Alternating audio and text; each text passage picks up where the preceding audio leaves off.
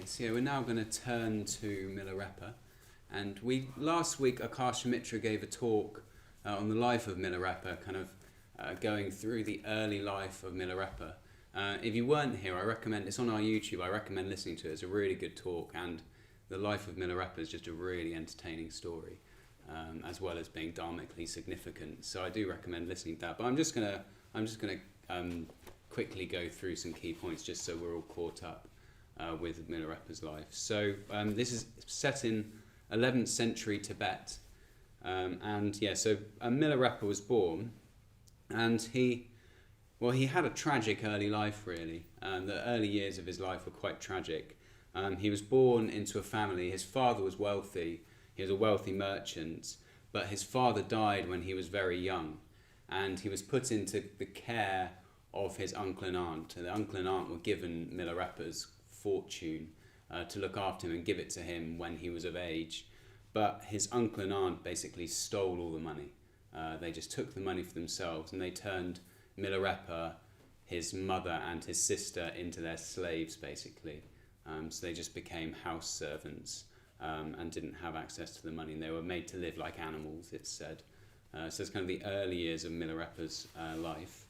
And then when Milarepa grew up, his mother was full of resentment, full of anger, and she sent him away to learn black magic to get revenge. So that's something that happened in Tibet at this time. There was kind of the arts of black magic were around, and that was one of the ways that people used to get one up on their enemies. So she sent him away to learn black magic so that they could get back at the uncle and aunt. And he was successful in this. He took to the black magic very quickly, and he managed to learn the spells to get revenge on his uncle and aunt. And he ended up killing lots of people, basically. He had these spells. He caused all sorts of devastation and killed many people. And once he'd done this, he knew that this would mean terrible things for his future lives, basically. In Tibet's very traditionally Buddhist, as a Buddhist worldview. Kind of in terms of rebirth, killing people leads to a very unfortunate rebirth, kind of rebirth in what's called the hell realms. They're basically realms where you dwell in lots of suffering, basically, just lots and lots of suffering. So he knew that his actions and his karma would lead him to a terrible rebirth. So he knew he needed to do something drastic to kind of purify himself, of these actions. And he knew he wanted to practice the Dharma. He knew that was the way to do it, so he really wanted to practice the Dharma. And so he went in search of a guru. He went in search of someone with the spiritual powers, spiritual aptitude, who would be able to help him kind of with practicing the Dharma, given what he'd done. And eventually he found the guru called Marpa, who was a really tough tantric guru, and he puts Milarepa through many trials. I won't go into them, but he's really tough on Milarepa because he's trying to help him, basically. He's trying to help him purify his karma. And eventually he did teach him the Dharma, and Milarepa took to it very quickly and became a very good practitioner. And near the end of their time together, Marpa instructed Milarepa to basically go and meditate in mountain retreats. So that wasn't what Marpa did. Marpa actually lived on a farm. He had a wife, he had a son. But what he said to Milarepa is, what you need to do, you need to go and spend time meditating in caves. Just focus on meditation in caves. So after many years in solitary meditation in caves, Milarepa gains enlightenment. So he manages to transform his mind to the point where he gains enlightenment. And it's quite amazing. At this point, the character of Milarepa really changes in this latter part of his life. Kind of the earlier, when you read the life of Milarepa, kind of the early part of his story is really tragic, and it's quite heartbreaking in a way. And there's kind of lots of tears, lots of crying, lots of overwhelming, difficult emotions. But after enlightenment, Milarepa becomes just a completely wonderful character. He's wild, he's spontaneous, he's funny, he's cheeky. He's kind of this completely free-flowing energy, and you never really know what he's going to do. And he basically spent the whole of his life meditating in these caves. and he had many people visiting and coming to him for teachings. So he never settled in one place. He never went down and started a monastery or settled and people gathered around him. He would always go and move caves fairly regularly, which made him really hard to track down. So you quite often have stories of people wanting to find him, but he's always moved on. And yeah, one of the ways that he taught was through these songs. He, like I was saying earlier, he had these inspired utterances that just came out in song. It said he had a very beautiful singing voice. Even when he was a child, he used to sing joyfully. And yeah, he's had this very beautiful voice, and it managed to, the way that he taught the Dharma, it just came out spontaneously in these songs. And yeah, they were written down over time. I imagine they were collected orally over a number of years, and then eventually they were written down into what we know as the 100,000 songs. So it's a collection of these songs of Milarepa, these inspired utterances, outpourings of inspiration, basically. And that's what we're going to look at one day. We're going to look at one that in the 100,000 songs, it's titled the Song of a Yogi's Joy, which is a very lovely title. So we're going to, I'm just going to read out a section of it. The whole chapter's quite long, so I'm not going to read all of it, but I'm going to read a section of it. And we find him in the tiger cave of Sanghadharin. So he's in this cave. And it's, if you've ever seen photos of Tibet, or even if you've been there, but it's very barren, it's very rocky, there's barely any vegetation, there's these big caves, snow-peaked caves, the weather's very cold, very wild, so these caves are quite harsh places to be, they're quite barren, be very difficult a very, very difficult place to dwell. So when we come here, we find Milarepa alone in a cave. He's basically naked. This picture here is very respectable for actually how Milarepa was. A lot of the stories he's completely naked, but he's nice and clothed in this picture here. He only had nettles for food, so he'd just go around collecting nettles, and that's all he'd be eating. But despite that, he's completely content. He's completely content in his meditation. So yeah, we find Milarepa there in meditation, and then he's visited. So I'm basically going to read a section where he gets visited. So one day, 5 young nuns came from Mon to visit him. They had addressed him thus: "It is said that this place is full of terror, and an ideal place in which to gain great improvement in meditation. Can this be true? Have you found it so?" Milarepa then sang in praise of the place. "Obeisance to you, my guru. I met you through having accumulated great merits, and now stay at the place you prophesied." And that there is Milarepa kind of evoking Marpa, his guru. At the beginning of every one of Milarepa's songs, he brings to mind his guru Marpa and makes obeisance to him and reverence to him. And he says, "This is a delightful place, a place of hills and forests. In the mountain meadows, flowers bloom. In the woods dance the swaying trees. For monkeys it is a playground. Birds sing tunefully. Bees fly and buzz. From day until night the rainbows come and go. In summer and winter falls the sweet rain, and mist and fog roll up in fall and spring. At such a pleasant place in solitude, I, Milarepa, happily abide, meditating upon the void illuminating mind. Oh, happy are the myriad manifestations. The more ups and downs, the more joy I feel. Happy is the body with no sinful karma. Happy indeed are the countless confusions. The greater the fear, the greater the happiness I feel. Oh, happy is the death of sensations and passions.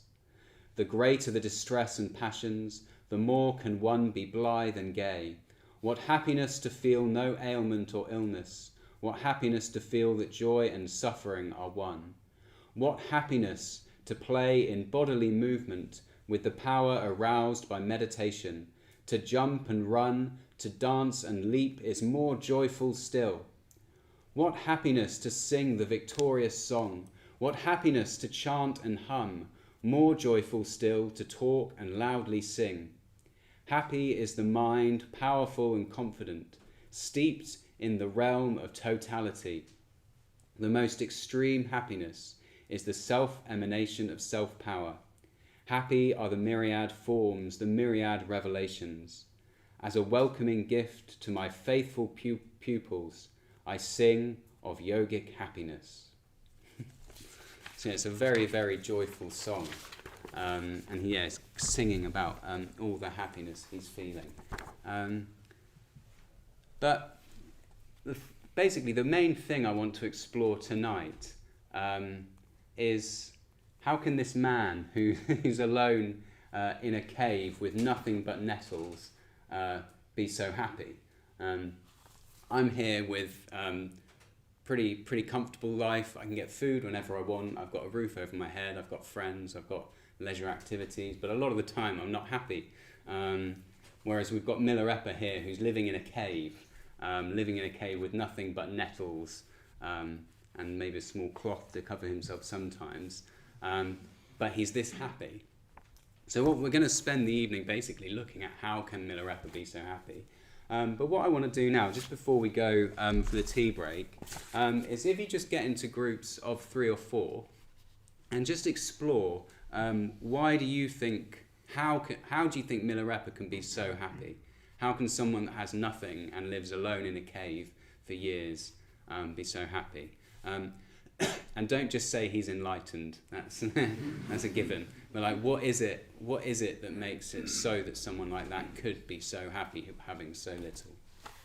Yeah, so if you want to get into groups now and then explore that together.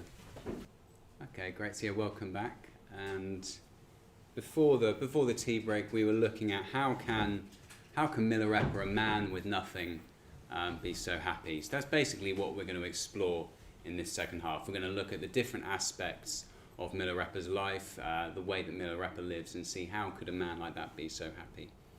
And hopefully then that will teach us what we could do to move in that direction as well. So the first thing I wanted to draw out is basically drawing on the Buddha's insight into suffering and the insight into how to be free of suffering. And in a way, all of this is a kind of emerges from this insight. So we have a common sense assumption in our experience of the world. So we have the experience that when we get what we want, so if we want something and we get it, we feel happy. And I'm sure we've all had that experience many times. There's something we want, we get it, and we feel happy. And then when we don't get what we want, or we get what we don't want, so it's either not getting the thing we want or getting the thing that we don't want, we suffer, we feel unhappy. And these experiences will be very common and familiar to us. And what this leads to is a very understandable assumption then, that we come to the conclusion that happiness must come from the satisfaction of all of our desires. Yeah, so when I get what I want, I feel happy. When I don't get what I want, I feel unhappy. Therefore, happiness must come from just having all of my desires satisfied. And in a way, that's an understandable conclusion to come to. You can see why you'd come to that conclusion. The problem is it doesn't work. That isn't actually how things are. And so the Buddha, when the Buddha saw into the nature of things, he came to a different conclusion. He saw that how we suffered when we didn't get what we want, or got what we didn't want. And rather than the conclusion that we habitually come to, he came to the conclusion that the answer wasn't in satisfying all of our desires, but by eradicating the craving that gives rise to those desires in the first place. So it's kind of getting to the root of the craving and transforming that is the answer, rather than always just getting the things that we want. And this is why renunciation is such a big thing in Buddhism. It's such an important aspect of practicing the Dharma. And the Buddha saw how renunciation of things that give rise to craving allows us to work at the root of the issue. Yes, so by renouncing the things that are provoking our craving, we can start to get to the root of the craving. And this is why one of the reasons why the Buddha went forth into homelessness. So the Buddha had loads of material prosperity, he was really comfortable, he was really looked after, but he saw that that didn't make him happy. So he went forth into homelessness, and that was trying to get at kind of the root of this, trying to find the truth of things. And this going forth into homelessness is the tradition that Milarepa is following. In a way, Milarepa, although many years later in a different country, he's following that tradition that the Buddha started of going forth into homelessness while trying to practice the Dharma. And yeah, Milarepa, we could think of Milarepa, well, one of the ways we could think of Milarepa is a symbol for this renunciation. And Milarepa's renunciation was even extreme in his own time and culture. It's not that everyone in Tibet at that time was doing what Milarepa did. It's easy to think like, oh, that's just what they did. But actually, at the time, Milarepa was very extreme. He was very renowned for the level of his renunciation. And there were many practicing Buddhists, so monks, gurus, all sorts of practicing Buddhists in Tibet who didn't renounce things to the level that Milarepa did, didn't renounce the world in the way that Milarepa did.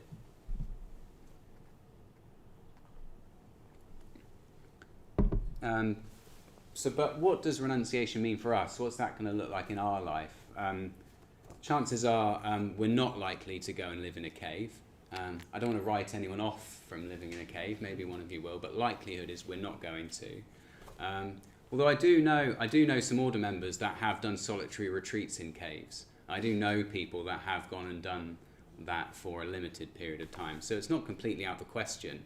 But on the whole, we're likely not to. And even if we live in a city, we have jobs, we have families, if we're wanting to practice the Dharma, we'll need to have something of renunciation alive in our life. We'll need to have something of that spirit having an effect in our life. So there's a few principles of renunciation I'm going to kind of draw out. And there's five principles of renunciation. So there's chastity, careerlessness, simplicity of lifestyle, fewness of possessions, and community living. Yeah. So didn't hear everyone going woo. But these are so it's chastity, careerlessness, simplicity of lifestyle, fewness of possessions, and community living. So yes, something of these principles we'll want to have alive in our life. Now, there are some people in our movement that take these vows. They're essentially monastic vows, but in our order, we're not required to take these things as vows to practice in our order. But like I was saying, we want to have them alive, and we'll look at why. And yeah, I think the reason why these ones are chosen is because they're basically the things we instinctively think that happiness is going to come from. So we instinctively think that happiness is going to come from satisfying our sexual and romantic desires. We think happiness is going to come from achieving worldly success and status. We think happiness is going to come from being wealthy and having lots of material possessions, having lots of different sensuous experiences, kind of just having lots of different experiences in our life, and getting our own way. Yeah, we think that if we get our own way, then we're going to be happy. And what they do, these principles kind of bring us up against those tendencies. They bring us up against our tendency to feel that that's where we're going to find happiness.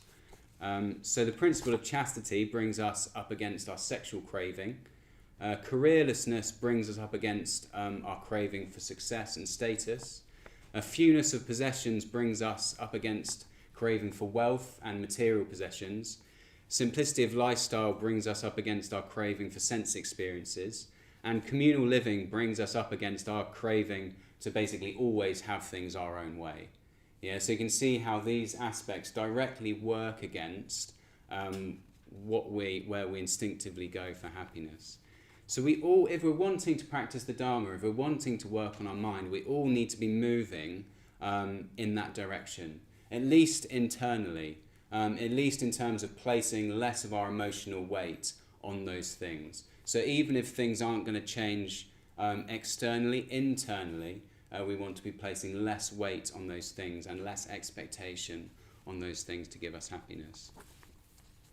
So yeah, talking personally, I'm not living these out fully, but I do hold them as ideals that I try and move towards. They are something in my life that I do have as a value that I'm trying to move towards, however imperfectly and to whatever degree I can. So I'm in a relationship. I've got a partner, and we're both Buddhists. So it's quite interesting. So we both kind of have that shared ideal. We're in a relationship, but we do have an ideal, and we're aware of the pull that relationships have. In a way, and romantic relationships inevitably, our emotional weight gets pulled more and more towards them, and that's a perfectly natural thing to happen when you're in it. So we need to do what we can to put other things in the centre of our lives as well. And one of the things when you're practicing the Dharma, what you're trying to do is you're trying to put your Dharma practice more and more in the centre of your life, so that you're not relying so much on that singular relationship. So even if you're in a relationship, something of that principle of chastity can influence it and can help you relate to it in a more positive way. And then careerlessness.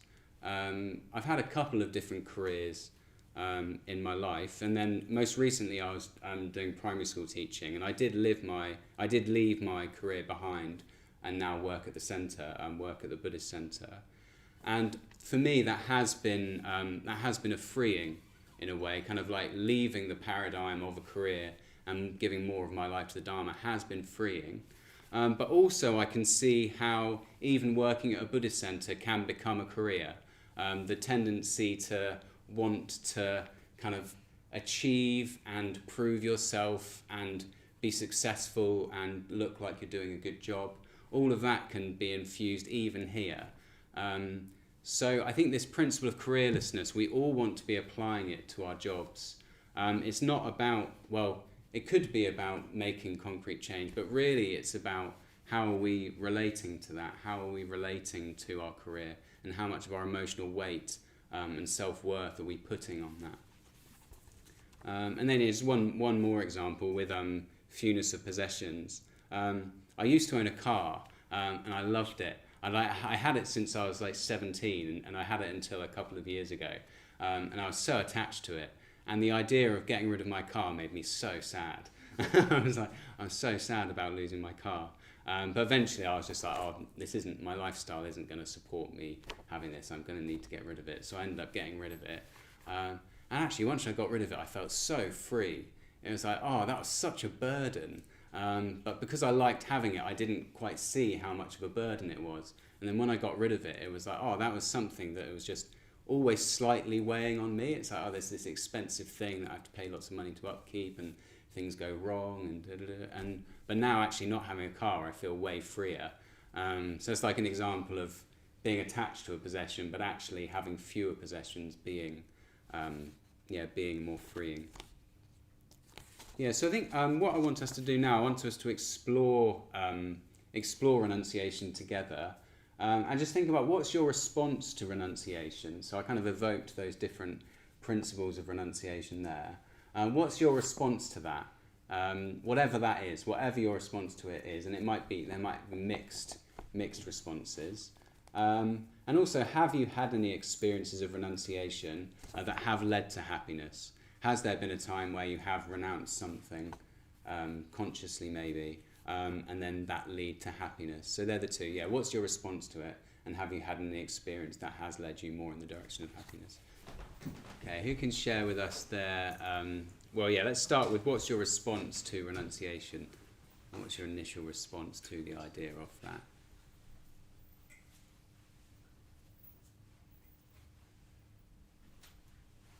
Well, it can be quite liberating when you lose things, that you leave things behind that you don't need. I was just sharing that sympathy with you in your car, that I had my car stolen about a year ago. It was, I loved the car, fantastic. But actually, once it had gone, I realised I didn't sort of need it, and I didn't need a big lump of engineering sitting on the side of the road most of the time waiting for me to want it. And so actually losing, well, having it stolen was, really inconvenient, really awkward, and at the time quite upsetting. But actually, once it had gone, it's fine. Yeah. Thank you. That's interesting. It's like you wouldn't choose it to happen, but actually, once it happened, I remember hearing a story of a woman.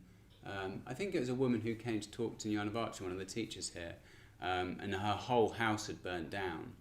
It was like overnight, and she wasn't hurt, but her whole house was burnt down. She lost everything, and she was saying that she just felt really free, as well as obviously you'd never choose to lose everything, but actually having all the material possessions gone, she actually just felt really free. So it's quite interesting that can be an experience. Yeah. There's also a nice story from Milarepa where like one of his only possessions was this bowl that he had. And then the bowl broke, and then he's like, free at last. I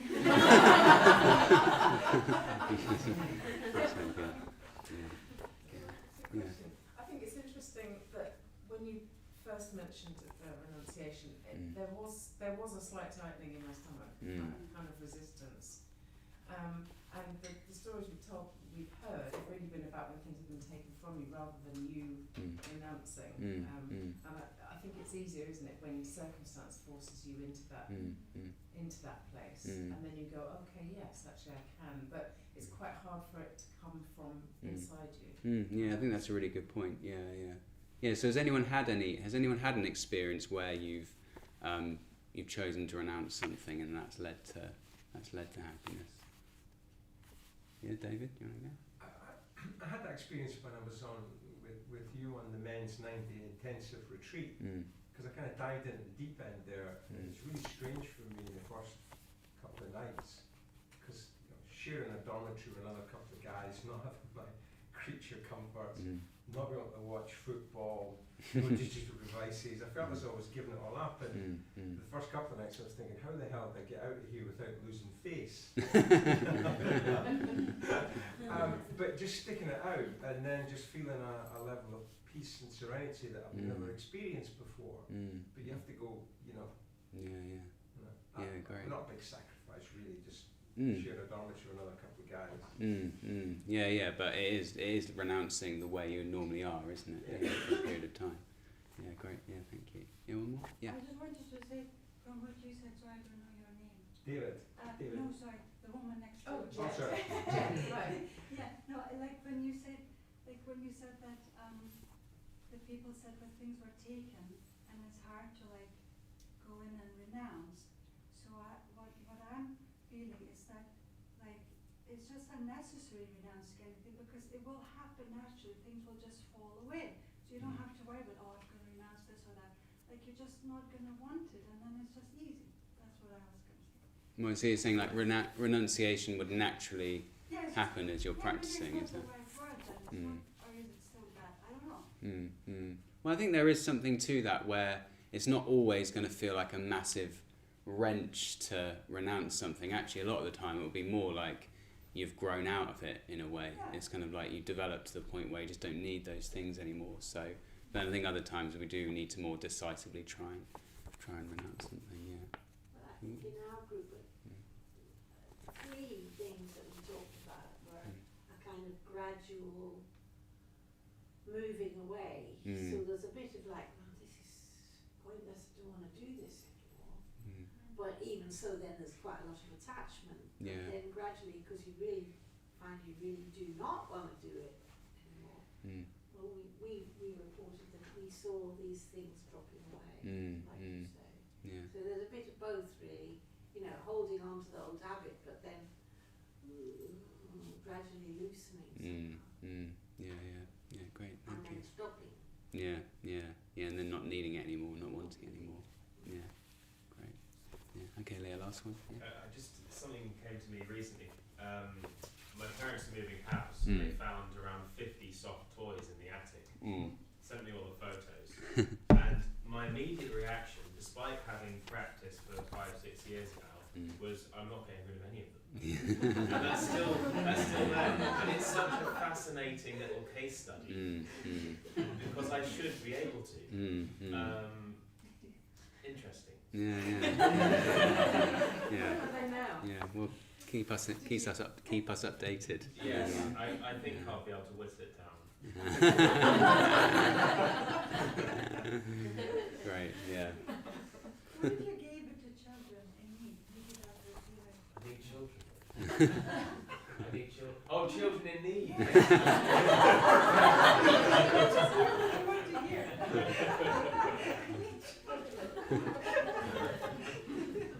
Okay.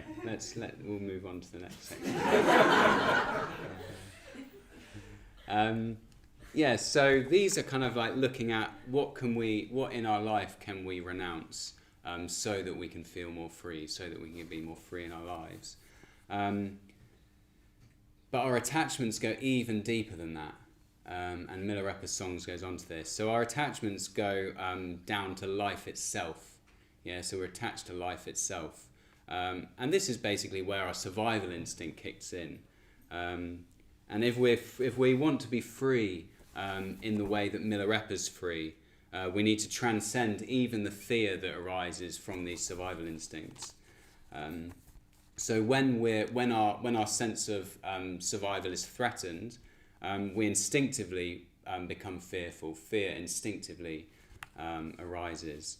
And from Milarepa living in the cave and practicing meditation, he's brought face to face with those fears. So he's going to move into a later section of the song where he talks about this. I'm not going to quote it exactly, but I'm going to say what he says in it. So Milarepa sings, because of fear of cold, I sought for clothes.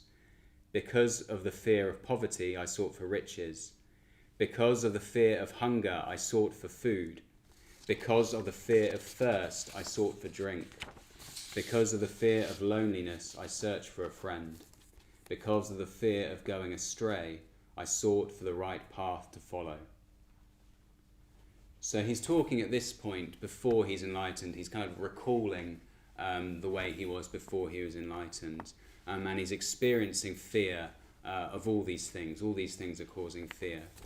But the interesting thing is, this kind of goes back to what we were saying earlier. He didn't find the answer to this fear just by meeting those needs. So it's not that he was fearful of hunger and thirst, so he found literal food and drink or friends, and then the fears were gone. Because the thing is, even if we do manage to satisfy our desires, even if we do manage to get our needs met, there's still a fear that arises from losing them. When we get what we want, there's a fear that arises in the fact that we're going to lose the things that we have. And in Buddhism, they call this is a type of suffering called sankhara dukkha, which is basically the fear of losing the things that we're attached to. It's a suffering that arises when we're parted from the things that we cherish and that we're attached to. So this is kind of one of the reasons why getting things doesn't work. Is even if we get the things we need, there's always a fear we're going to lose it as well. And this kind of comes back to what Tanvi was saying earlier about not going for refuge to those things and trying to go for refuge to something higher. So the reason Milarepa managed to conquer those fears is because he was relying on something higher. He relied on the Dharma, and then he no longer experienced that fear. And then he kind of, in the second part of the song, he goes into kind of this lovely metaphor where he says what he's found, and he's kind of all these needs that he has, all of these fears that he has, he kind of meets them, but through the Dharma. So I'm just going to read out what he said. So the clothing that he found, so he was fearful of not having clothes, so the clothing he found was Tumo meditation, which is a type of meditation that induces bodily heat, basically. So this is how these yogis sat in these snowy caves, completely naked, because they had this meditation practice where they would just generate heat. Apparently they used to have competitions where you'd throw a wet towel on them, and then when it was dry, you'd throw another wet towel on them, and then the one who made the most towels dry wins. Milarepa wasn't doing that, but that was, so it is a real practice. But We don't teach it here. Don't need it, it's not that cold. And then, so yeah, the riches he found were the 7 holy jewels. So these are faith, ethics, moral conscience, self-respect, learning, generosity, wisdom, and now he has no fear of poverty. And the food he found was samadhi, so deep meditation, and now he has no fear of hunger. And the drink he found was the wine of mindfulness, now he has no fear of thirst. The friend he found was the bliss of perpetual shunyata, which is kind of a deep realization of the emptiness of all things, and now he has no fear of loneliness. And the path he found was the path of wisdom and compassion, and now he does not fear to lose his way. And he ends this section of the song saying, I am a yogi with all desirable possessions, a man always happy wherever I stay. It's so wonderful, isn't it? It's just kind of, that's the thing he's relying on, and that's so poetic. So yeah, he's travelling from place to place, cave to cave, with almost no possessions, no food, but despite that, he's completely happy. So yeah, Milarepa learned to find his security, not in shelter, not in clothes, food, drink. He found his security in the Dharma. And when I read this, it reminded me of a solitary retreat I was on earlier this year. And yeah, I was kind of like fairly deep into the retreat, and just at one point I was suddenly overcome by fear. It completely took me over, kind of complete body, mind experience for about a day. And I was lying awake at night, just kind of really experiencing this fear. Not to put you off solitaries, there was also lots of nice things as well. But yeah, there was this one 24 hours, I was really overcome with fear. And basically what I was trying to do, I was trying to be open to it. I was trying to just let myself feel the fear, try and just let it move through to the point where I could get to the other side of it. But it was really unpleasant, it was really difficult. And what came to my mind, I didn't deliberately bring it to my mind, but what came to my mind was the image of green Tara. And she's basically an archetypal figure, a kind of Buddhist symbol. She's kind of green, kind of earth goddess type, enlightened being. And what she has is in her left hand, she has the mudra of fearlessness. So this is kind of like the symbol of fearlessness. So she's got her hand like this, but not only this, she's also got the mudra of the 3 jewels. So it's like a fearlessness, but also the mudra of the Buddha, the Dharma, and the Sangha. And this is basically saying she's fearless because she has the 3 jewels. She's fearless because she has real refuges she can rely on. She can rely on the Buddha and the Dharma and the Sangha. And because of that, she's fearless. And it really, just that image kind of really helped me. It was like, you've got those things. You've got the 3 jewels, you've got the Buddha, you've got your practice, you've got the community of people you're practicing with. You can rely on that. If we have that, well, there isn't anything to fear. It's kind of like all the fear is mind-made, and you've got the tools to work with the mind. So you don't need to be scared, basically. And it's not that it went straight away, but really like relying on that knowledge, relying on that trust, and even just relying on that hand gesture. Even now I reflect on it a lot, that hand gesture, just simply fearlessness in the 3 jewels, to kind of, give me that confidence. And that's what Milarepa's doing. He's relying on the Dharma. He's not relying on any external things for his confidence. Yeah, so that's him overcoming fear, and from that being joyful. Yeah, that's another way that the yogi gets his joy.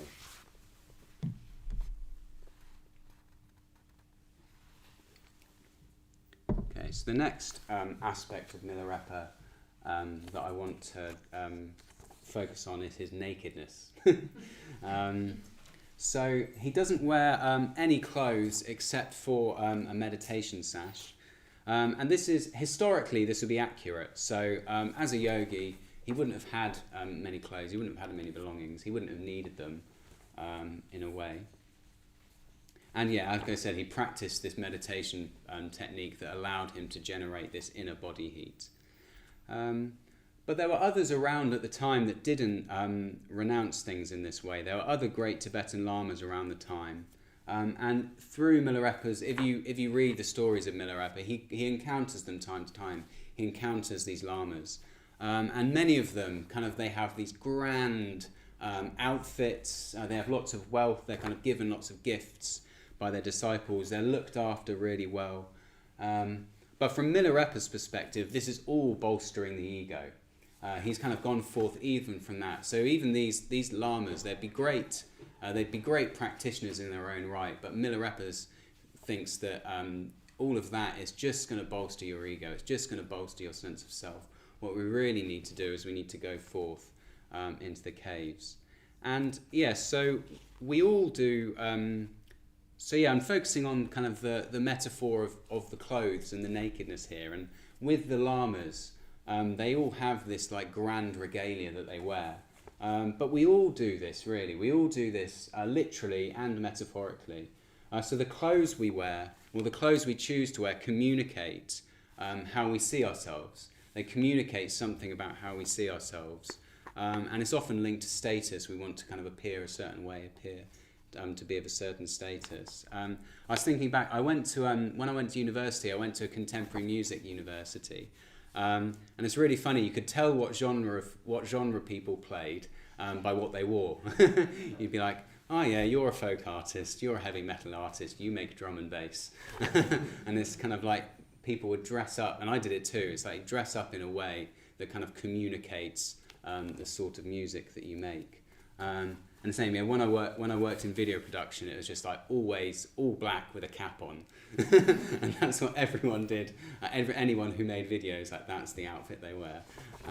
So it's kind of, we're all doing that all the time. But also we have certain ways that we present ourselves as well. So we dress a certain way, but we also just present ourselves a certain way. And it communicates kind of who we think we are, or how we think we should be, or how we want to be. Kind of how we want to be seen, how we want to be perceived, the roles we have, the roles we think we need to fulfill, and we all do all of this. So in a way, it's not like we're doing anything wrong. We all do all of this, but the problem is that it limits us. It limits us from being fully honest, and it limits us from kind of being authentic, for lack of a better word. It's kind of like just really being who we are, not put through some filter of who we think we should be. Yeah, and I was, I kind of guess the times where I can really see was kind of, when I was at university, really trying to be kind of a folk artist. That's what I was trying to be. I was trying to dress in that way. When I was doing video production, I was trying to do that. But even now, like I've started to realise how much I can just kind of be what I think the situation needs me to be. I'll be like in a group of people and it'll be like, oh, I feel there needs to be more jokes. So suddenly I'll become more jokey. Or it'll be like, oh, I feel like this is getting a bit fizzy or something. It's like, oh, I need to make it. And it's instinctive. I'm not deliberately doing this. It's just kind of like a natural way of just, oh, this is how I'm supposed to be. Which is fine in a way, and it might be helpful at times, but also it means that like at certain times I'll just be bypassing how I actually am. Not really knowing how I am, and just doing what I think I should be doing, in a way. So I just wondered, does anyone have any examples of kind of roles they think that they kind of do that with, they habitually do, or ways that you think you habitually are, that you could share?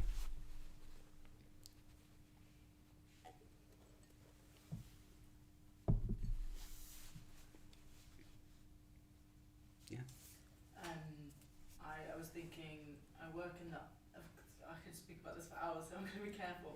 I work in the arts, and I think there's a lot of people who work in the industry doing what needs to be done, but actually they want to express themselves. So there's a lot of like frustrated artists in the world, me included. And yeah, that idea of, there's a lot of like figures who want to be helpful. There's a lot of like, characters where people's worth is based on how they can adapt, but actually, sometimes sometimes it's great, and sometimes it's them not being as authentic as they could be, and B, not questioning the kind of deeper system as well. So doing what they think is expected of them, or what people would want of them, rather than actually doing what they want to do. Yeah, great. Yeah, thank you. Yeah. I not so much anymore because I've got a lot better at it, but definitely for the majority of my life with my family, because my mum and dad they'd gone through a lot when I was growing up, and so did my brother. And my brother was really naughty, and my mum was really mentally ill. My dad was really busy and never really around. So I was always the person that tried to make people laugh in my family, because there was a lot of stress and a lot of trauma and a lot of chaos. And it would feel like that would dissolve a little bit if I made them laugh or did a joke or did well in something. So I felt like I carried that kind of role for such a long time with my family. And sometimes like I wasn't okay. I didn't ever want to tell them that, because I didn't want to then put like more of a burden, and like I was the happy, like positive, like funny one. So that was like, that was a role that I played for a really, really long time. Yeah, and then did you start to see that was limiting? Is that kind of what you're... Definitely. And you can't always be that like kind of happy. You also need to give other people the permission to look after you when you're also not okay. Yeah. You need to like allow them, and for them to fully see you as well, like the times that you're not going through, when you are going through certain things. Yeah, great. Yeah, thanks very much for that. Yeah, great. So Milarepa's kind of free of all of that. He doesn't have any kind of sense that he should be a certain way. He has loads of people telling him there's things he should do. His sister's always telling him, you need to put some clothes on. And she's like, there's all of these other lamas that have all of this money. Why don't you go down and do that? Then you wouldn't be here in this cave. But he's just like, no, that's not what I'm doing. That's not what I am. He's just freely spontaneous to be how he is.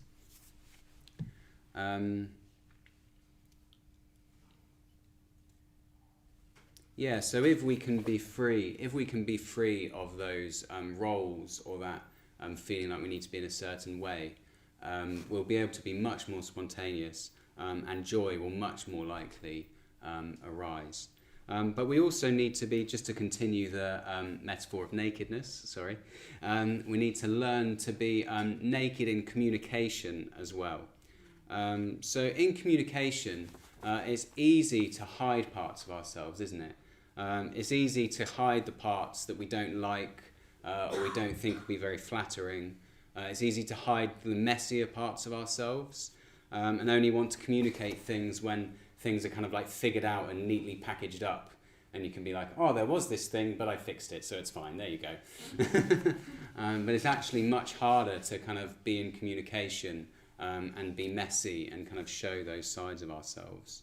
So it's hard to expose ourselves being raw, being messy.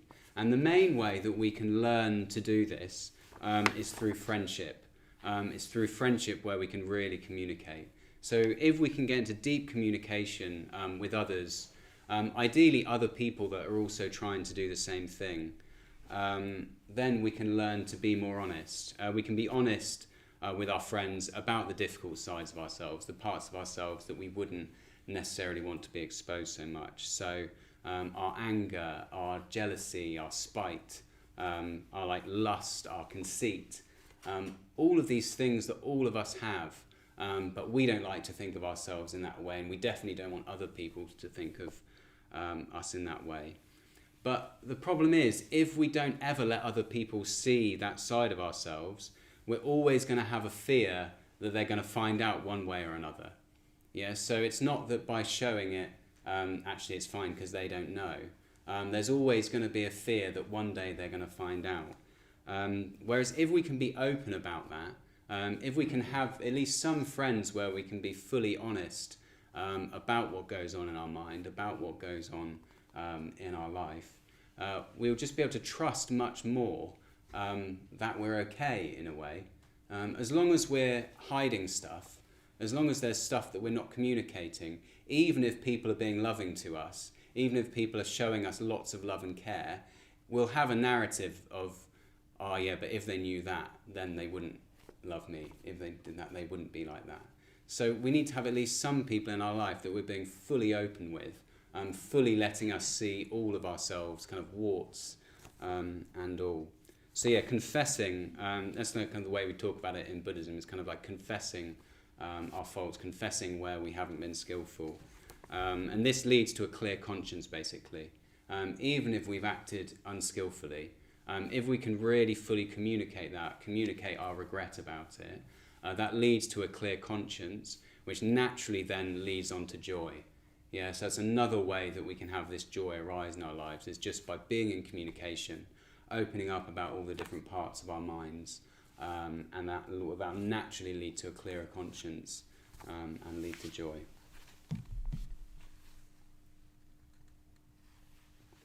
And yeah, the final image that I want to look at is the cave. So we've got Milarepa here, and he's dwelling in a cave. That's where he spent most of his life, is in a cave. And again, like historically, this is accurate.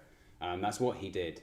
He chose to dwell in caves. He was kind of not ordered in a, like he could have chosen not to, but he followed Marpa's instructions to spend his life living and practicing in caves rather than monasteries or anywhere else. And it's a convenient place, basically, where he could go alone, go and be alone and meditate and work on his mind. But the thing I love about the cave is it's also an image for our deep inner life. Yeah, this image of a cave is an image for this deep inner life. Sanghadharin, who founded the movement, talks about the cave of the heart. He says that in order to stop seeing ourselves purely as a physical body, we need to enter the cave of the heart. So this is our inner world with its deep feelings, its longings, its intuitions, its inspirations, all of these kind of rich aspects of our inner life. And we enter the cave of the heart through meditation. Yeah, so we leave behind the externals of our lives. We turn inwards towards the cave of the heart. And yeah, and in a way, that's where the joy arises. That's where Milarepa's joy arises. But the cave can also be scary. When we're in the cave of the heart, we're alone. We're challenged. Caves are cold and uncomfortable, aren't they? They're it's like an image of discomfort in a certain way. And sometimes Milarepa's cave is even filled with demons. He comes back sometimes and his cave's just full of demons. And sometimes that might happen for us as well. If we enter the cave of the heart, sometimes we might encounter demons. When we go deep into the mind, people can often get scared as well. If you're on a retreat for the first time, you're kind of meditating more, fear can arise. And I remember being on my first kind of longer retreat where doing a lot more meditation than I was used to, a lot more silence. And I kind of had this fear that I'm definitely poking around somewhere I'm not used to, and if I poke around in the wrong place, maybe I'm just going to go crazy. And that was definitely a fear that I had. And I think that's quite common, really, kind of a fear that we might kind of unravel in a certain way. And when we experience the deeper levels of the mind, we're likely to encounter difficult aspects of the mind.